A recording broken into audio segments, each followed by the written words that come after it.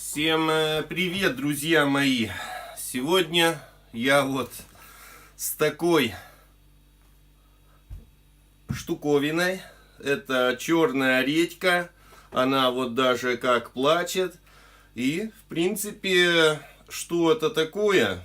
А это вот открываем, а там получается у нас вот такое зелье. Вот. И теперь это зелье выливаем все сюда, в чашечку мы. Вот. И в принципе это еще раз может пойти у нас на повторное. Теперь наливаем это мы все. Водичкой можно и так пить, но я обычно всегда размешиваю и выпиваю всегда.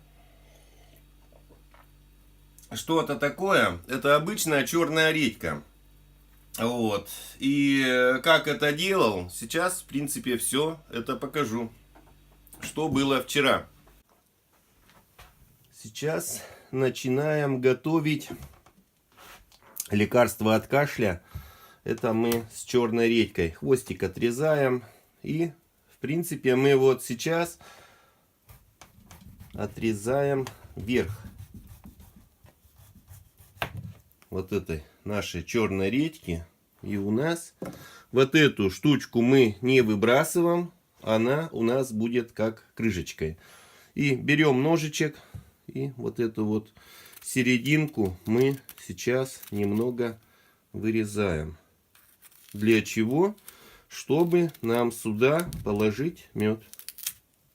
О, вот так вот. Раз. Возьмем даже ложку. И ложкой мы сейчас это все, чтобы побольше его положить. Ну вот, в принципе, даже и предостаточно будет сейчас.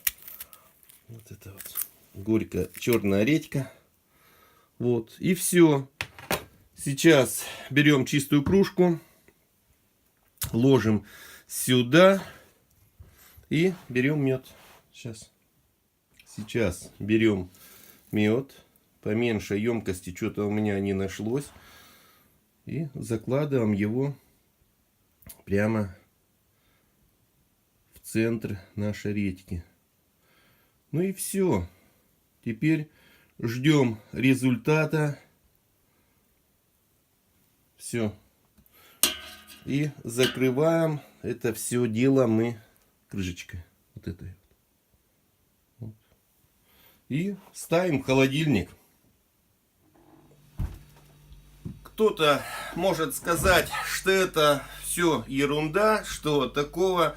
Но не знаю, мои предки лечились только так кашель. И действительно мне это здорово помогает.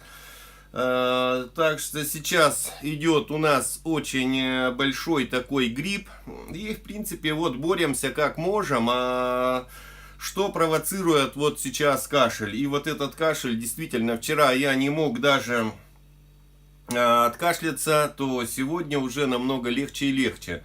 Но я думаю, что еще денька 2-3 попью, и хуже мне от этого не станет. Так что всем до встречи, всем пока. До встречи на канале.